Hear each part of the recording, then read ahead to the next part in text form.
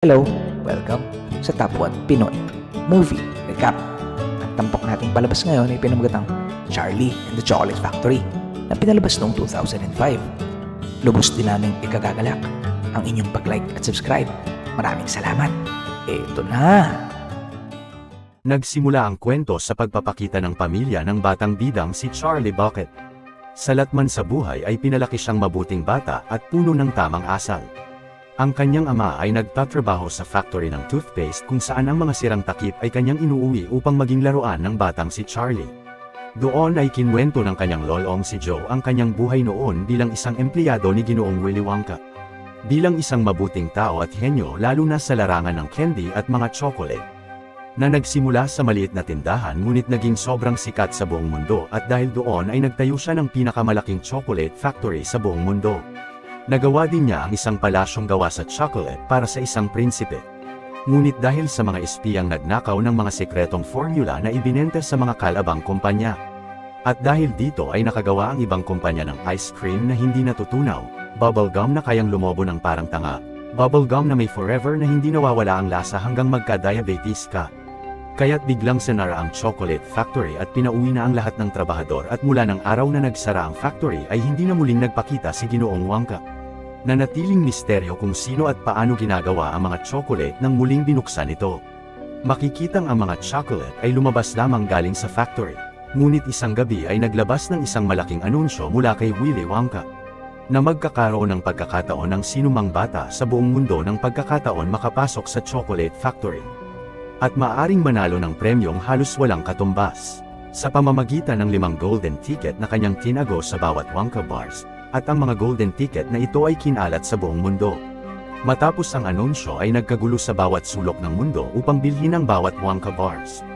Habang ang batang si Charlie ay nag-aasam na makasama ngunit dahil sa hirap ng buhay ay kaya lamang bumili ng bata ng isang Wonka bars isang beses sa bawat taon sa tuwing kanyang kaarawan. Alam ng kanyang mga lolo na bagamat mababa ang kanilang tsansa ay umaasa pa din sila. Ang hula ng kanyang lolo ang unang makakakuha umano ng tiket ay isang batang mataba at napakalakas kumain. Na siyang ang natupad ng ang unang batang pinakitang nakakuha ng golden ticket ay isang batang napakalakas kumain. Ang ikalawang nakakuha naman ng tiket ay isang batang babaeng galing sa mayamang pamilyang nakukuha lahat ang gusto nito, kaya't binili ng ama niya ang lahat ng Wonka bars at binuksan ng mga trabahador.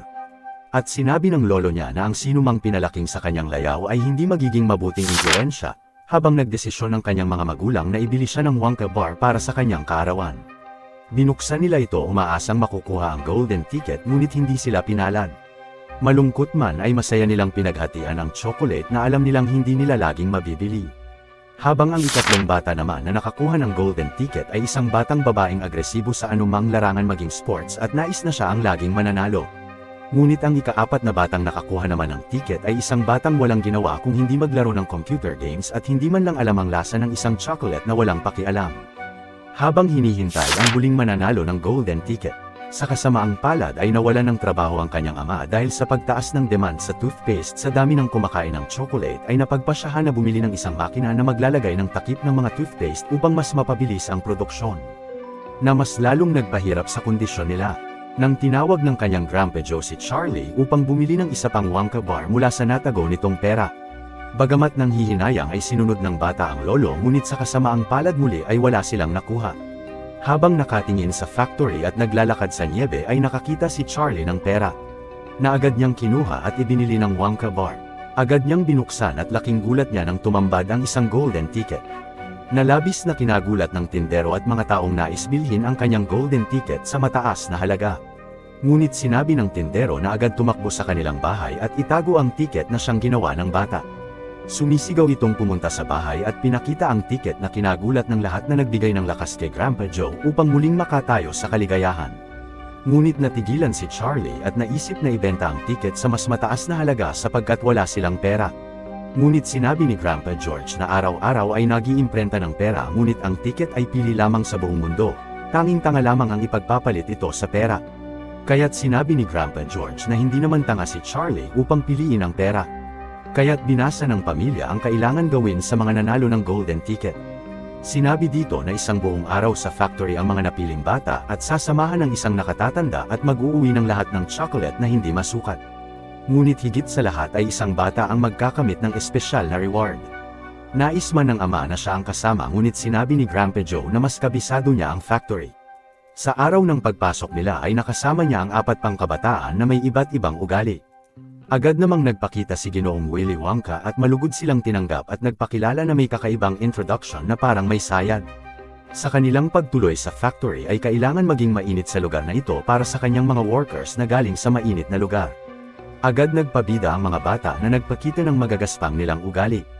Sa kanilang pagpasok ay pinakita ang kabuuan ng factory na may napakagandang lugar. Na lahat ng makikita sa lugar na iyon ay maaaring kainin. Kaya't hinayaan ni Willy Wonka na mag-enjoy ang mga bata. Isa dito ay ang batang si Mike na nag-enjoy sa pagsira ng mga bagay-bagay. Na hindi rin kayang kontrolin ng magulang, napakasarap pitikin. Habang si Violet naman ay tinawag si Charlie na isang talunan. Edi wow! Doon ay nakita nila ang ilang maliliit na taong gumaganap sa loob ng factory at ayon kay Willy ay sila ang mga Oompa Loompas. Mga masisipag na taong gubat na kanyang nakausap mula sa isang ekspedisyon sa paghahanap ng mga sangkap para sa tsokolate. Sila ay mga taong gubat na kumakain ng mga insekto, ngunit ang pinakamahalagang bagay sa kanila ay ang kakao na bihira lang tumubo sa kanilang lugar. Gumawa ng kasunduan si Willy na sila ay magtatrabaho kapalit na maaari nilang kainin at kunin ang lahat ng kakao na gusto nila sapagkat sagana ang kanyang factory dito. Mula ng araw na yon ay sila na ang gumanap sa lahat ng trabaho sa factory at hindi na siya muli nagtiwala sa sinumang tao. Sa patuloy na pagkain ng mga bata ay hindi na din napigilan ang batang si Agistos upang lamunin ang lahat ng tsokolate na parang eat all you can. Sa sobrang ganid ng bata ay nahulog ito sa ilog ng tsokolate na muntik ng malunod mabuti ay dumating ang mga Oompa Loompas upang higupin siya gamit ang malaking makina. At sumayaw na indikasyon na may isang batang natanggal ng dahil sa katakawan na hindi na nakagpatuloy kasama kanyang ina.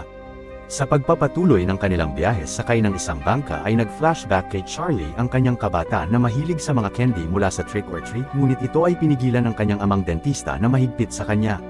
Na kinilalang pinakasikat na dentista sa kanilang panahon, na nagawang sunugin lahat ng candy na kanyang pinaghirapan. Habang patuloy ang kanilang pagbaba sa ilog ng tsokolate, doon ay pumunta sila sa isang lugar kung saan lahat ng imbensyon sa factory ay nagaganap. Pinakita ni Willy Wonka ang mga bagay tulad ng candy na maaaring magpatubo ng lahat ng buhok, ngunit nasa proseso pa ito. Habang pinakita niya ang isang gum na may lasa ng isang buong hapunan. Ngunit sinabi niya hindi pa tapos at may ilang bagay pa na dapat ayusin. Dahil bida-bida agad kinuha ni Violet ang gum at tinikman. Nang matikman niya ang lahat ng lasa ng pagkain, ngunit pagdating sa dulo ay biglang nagkulay talong ang bata. Talong na mataba, blueberry pala. Hanggang naging isang malaking bola na ang bata na agad dinala upang higupin ang katas na sumabog sa katawan ng bata. Doon ay muling sumayaw ang Street Boys dahil isang kalahok ang muling natanggal dahil sa katigasan ng ulo at hindi pakikinig. Nagpatuloy ang kanilang paglalakad sa factory nang tinanong ni Charlie kung naalala niya ang unang candy na kanyang kinain. Doon ay muling nag-flashback ng sunugin ng kanyang ama ang mga candy at kinuha ni Willy ang natirang candy na hindi nasunog. Patago niya itong tinikman at sumabog ang lasa na agad niyang kinabaliwan, kaya't mula noon ay patuloy siyang bumili at nagsulat ng kanyang nararamdaman kada candy na kanyang matitikman. Nang sila'y makarating sa nut sorting room, doon ay pinagmalaki ng ama ni Veruca na gamit niya ang pinakabagong teknolohiya. Ngunit kay Willy ay mga squirrel na tinuruan upang magbalat at alamin kung ang isang mani ay sira na. Doon sumampong ang pagiging spoiled ng batang si Veruca nang gusto nito ang isa sa mga squirrel. Ninais bilhin ng ama, ngunit sinabi niyang hindi ito pinagbibili. Dahil nasanay ang bata na nakukuha ang gusto nito ay agad itong bumaba sa mga squirrel na pinigilan ni Willy, ngunit sa katigasan ng ulo at hindi nakikinig sa ama ay nabulabog at nagalit ang mga squirrel, na sinugod ang bata at pinakinggan ang ulo nito kung siya ay bad nut. Nang nakumpirma na siya ay bad nut ay tinapon nila ang bata sa basurahan. Na agad pinuntahan ng ama sabay labas ng Oompa Loompas dahil muli isang bata ang natanggal dahil sa katigasan ng ulo. Sa patuloy nilang paglalakbay ay dinala sila ni Willy sa iba't ibang lugar gamit ang kanyang transparent na elevator. Sinabi ng batang si Mike na hindi kailangan ng mga ito dahil ang candy ay pagsasayang ng oras. Muling bumalik ang alaala ni Willy nang sinabi ng kanyang ama ang parehong bagay. Ngunit pinilit ni Willy na maging isang sikat na chocolatier na kanilang pinagtalunan. Nang aktong aalis ang batang si Willy ay sinabi ng ama na aalis siya at hindi na niya makikitang muli. Kaya't patuloy ang paglalakbay ni Willy na sa kanyang pag-uwi ay wala na ang buong bahay nila. Dahil walang interes ang batang si Mike ay pinili nito ang television room. Nang dumating sila sa isang digital room na may napakalakas na ilaw na kailangan nilang magsuot ng salamin na poprotekta sa kanila. Kung saan ginagawa ang modernong paraan ng pagpapadala ng Wonka bars mula sa isang lugar papunta sa loob ng telebisyon. Na kanilang sinubukang kainin at nagtagumpay na ikinatuwa ni Charlie, ngunit kinainis ng batang si Mike na mas nagmagaling pa na muling hindi napigilan ng ama. Kaya't pumunta ito sa teleporter na inilipat siya papasok sa loob ng TV na naging maliit. Doon ay muling sumayaw ang mga umpolumpes, indikasyon na isang pasaway na bata muli ang natanggal. Nakinuha ng kanyang ama na naging isang maliit na bata, kaya't ang solusyon ay unatin ang bata. Nang magpatuloy sila sa paglalakbay ay nakita ni Willie na ang tanging batang natira ay si Charlie na agad niyang sinabing ang bata ang nanalo. Dahil dito ay lumabas sila ng factory gamit ang flying elevator, upang makita ang apat na batang lumabas na nasa iba't ibang katayuan.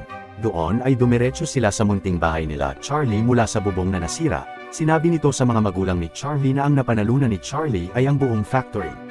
Sapagkat napansin niya ang mga puting buhok at kailangan niya umano ng tagapagmana. At ang batang ito ay dapat may mabuting ugali. Ngunit ang kapalit ay kailangan sumama sa kanya ang bata at iwan ang pamilya nito. Parang si Rendon, na agad hindi sumangayon si Charlie na sinabing hindi niya kayang ipagpalit sa kanyang pamilya maging sa lahat ng tsokolate sa buong mundo. Na agad kinagulat ni Willie na umalis na nag-iisip. Malungkot man ang lahat ngunit sinabi ni Granny Georgina na magiging mabuti ang lahat. Na siyang natupad, kinabukasan sama-sama silang nag-ayos ng bubong habang si Grandpa Joe ay tuloy na ang paglakas. Ang kanyang ama naman ay naging tagapag-ayos ng mga makina ng toothpaste sa dati niyang trabaho. Habang naging mas maganda ang kanilang buhay, si Willy Wonka naman ay patuloy ang pag-iisip kung saan siya nagkamali na nagkaroon ng epekto sa pagbebenta ng kanyang candy. Hanggang naisipan nitong magpanggap at magpalinis ng sapatos sa batang si Charlie upang kausapin siyang muli. Kaya tinanong niya ang bata kung anong bagay ang patuloy na nagpapasaya sa kanya sa kabila ng kabiguan. Sinabi ni Charlie na ito ay ang kanyang pamilya, bagay na wala siya dahil ayaw ni Willy Wonka sa mga magulang sapagkat laging nakakontra ito sa kanya. Kaya't kinumbinsi ni Charlie na samahan si Willy na pumunta sa kanyang ama. Doon ay ginamit nila ang flying elevator nang makarating sa isang liblib na lugar kung saan naroon ang bahay at klinik ng ama. Nang sinabi ni Charlie na kailangang matignan agad ang ngipin ni Willy, doon pumasok sila at tinignan ni Charlie ang lahat ng balita na nasusulat kay Willy Wonka ay kinolekta pala ng kanyang ama. Nang tignan ng dentista ang ngipin ay walang sira ito. Nalubos na kinagulat ng ama na sa loob ng matagal na panahon ay hindi pa siya nakakita ng magandang ngipin tulad noon maliban sa kanyang anak. Kaya't nakilala niya ito at niyakap. Matapos noon ay muling inalok ni Willy ang premyo niya sa bata. At pumayag lamang si Charlie sa isang kondisyon. Pinakitang pumasok ng bahay si Willy at sabay-sabay silang naghapunan na patuloy na nag-usap tungkol sa mga bagong proyekto na makikitang naging malapit sa pamilya ng bata. Sa huli ay pinakitang pumayag si Charlie ngunit magkakasama sila ng kanyang pamilya. Kaya't ipinasok sa loob ng factory ang maliit na bahay ng pamilyang Bucket at magkakasamang nabuhay ng masaya. Nanalo si Charlie ng factory, ngunit mas higit ang napanalunan ni Willy Wonka at ito ang isang bagong pamilya. At dito na natatapos ang ating pelikula. Malaking tulong ang inyong pag-like at subscribe upang matulungan ang channel. At sana ay nasa mabuti kayong kalagayan. Muli maraming salamat.